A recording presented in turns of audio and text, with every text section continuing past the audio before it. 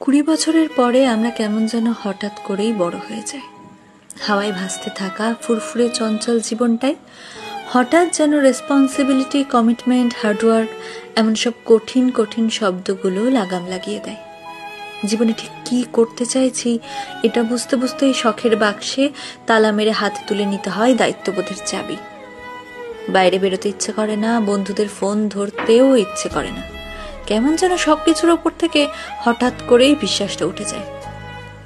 সব সময় শান্তি খোঁজার এক আপ্রাণ চেষ্টা চলে মনে। নির্ঘুম রাতের তারারা সাক্ষী থাকে এই গল্পগুলোর। শখের জিনিসগুলোর একটা লম্বা লিস্ট তৈরি হয় মাথায়, কারণ 20 পর বাবার কাছে শখের জিনিসটা চাইতে কেন জানি ভীষণ দ্বিধা বোধ হয়। ইঁদুর দৌড়ের এই খেলায় নিজেকে টিকিয়ে রাখার যুদ্ধে হাঁপিয়ে ওঠে মন।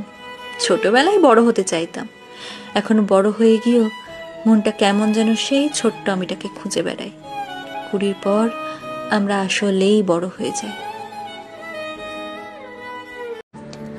ক্ষতি সবসময় তার যে একটু বেশি ভালোবেসে ফেলল, যে একটু বেশি মানিয়ে নিল, যে একটু বেশি গুরুত্ব দিয়ে ফেলল, যে এক ডাকে সাড়া দিয়ে ফেলল,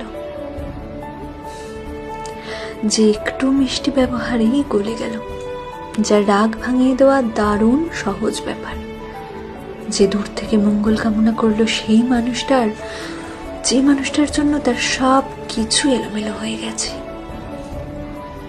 ক্ষতি সব সময় তার যে হিসেব করে ভালোবাসতে পারল না।